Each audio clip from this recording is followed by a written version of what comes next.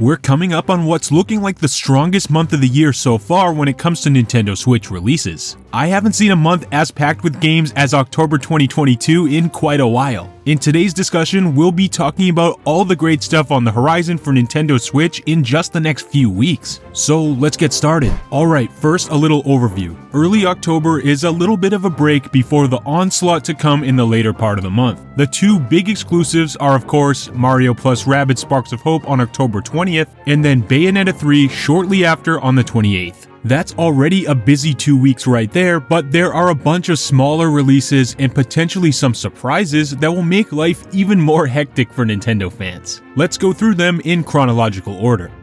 First, although this is technically still September, a physical release for the first Bayonetta game is slated for the last day of the month. While this game was already available on the platform via digital download if you purchased Bayonetta 2, this new release is a pretty cool move from Nintendo. Having a retail copy of this game front and center a couple weeks before the launch of the highly anticipated third game in the series is a great idea. This could potentially bring in a lot of new players who are curious about the franchise. This might even work on me, because what I'm seeing of Bayonetta 3 is making me intensely curious. This is a series I've personally missed throughout the years, and picking up a copy of the first game when it releases soon is something I'm highly considering. Now, if only Nintendo would follow suit with some of their other games to make those easily accessible before a sequel as well. Now, breaking into the actual month of October, right away on the 6th is a highly requested Switch port that was first revealed in the partner showcase this past June. Action RPG Nier Automata is coming to the platform, which is something I know many are excited for. I don't have much interest in this game personally, but it is a big Square Enix published game coming over to the platform, and for that alone, it deserves to be mentioned here as part of this packed month of Switch software. Also, Xenoblade 3's new hero Ino is coming on the 13th of the month.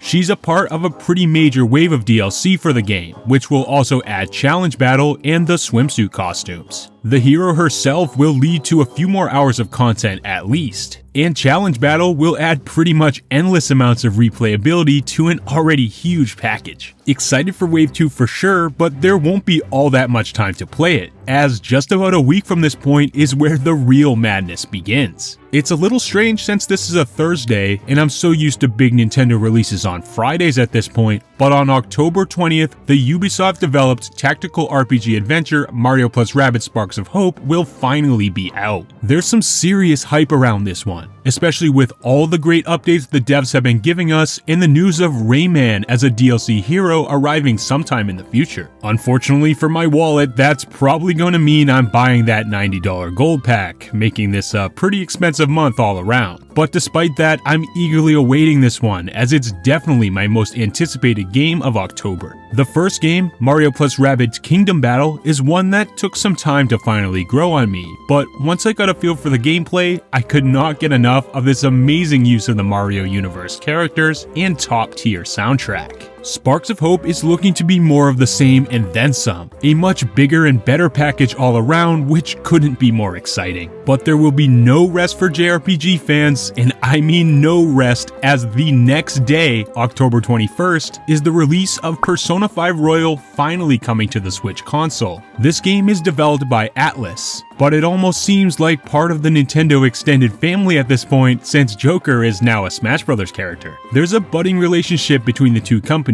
and for good reason. This game is extremely high quality, almost Nintendo level stuff. I've actually already played this one, and it comes highly recommended by me as one of the very best non-Nintendo games I've ever played. It might not be everyone's cup of tea though, as it is a pretty complicated RPG. I was kinda confused and discouraged at first as I was learning the game, but I'm glad I stuck it through, since this adventure and group of awesome characters was well worth it. If you're planning to play through this one, clear your schedule because it's pretty long too. I ended up clocking in a triple-digit hour playtime before I was done, but I definitely consider it time well spent. It's going to be really interesting to see how this one looks and plays on a handheld, so I'm really looking forward to it. Between Persona and Mario Rabbids, there are two major Switch heavy hitters launching within a day of each other, which was really the warning sign to me that this was going to be one crazy month. But it doesn't even end there, as the very next week is the release of Platinum Games and Nintendo's long-anticipated Bayonetta 3. This game was revealed back in 2017, so it's been around 5 years since its initial reveal. That's a long time to wait for fans of the series, making this major Switch exclusive a huge deal. I have zero experience with this series personally, outside of using Bayonetta in Smash for Wii U, 3DS, and Ultimate, but to be honest, these action titles look like a series I will absolutely love once I give them the chance. I'll have to make my way through the first 2 games in the franchise first before eventually enjoying 3, but I'm really glad for the tons of fans I know are out there waiting. This is clearly a beloved game series, and Bayonetta 3 looks like a really quality title. Plus, it's launching just a week after a Mario title, capping off a ginormous month for Switch players. We're really and truly eating good. And of course, there's always room for more surprises from Nintendo. Who knows what those could be, but I would not rule out any sort of social media announcements during the month of October as well. From the looks of things, Splatoon 3 seems to be on a 3-month schedule for its major updates. But you never know, since the game is still so fresh, something could definitely come in October to keep momentum. And don't forget, Advance Wars 1+2 Reboot Camp was supposed to come out last spring. We don't have official word on a concrete release date quite yet. Things are still very TBD surrounding this title, but it's not impossible for this game to land before the end of the year, making an October release a slight possibility.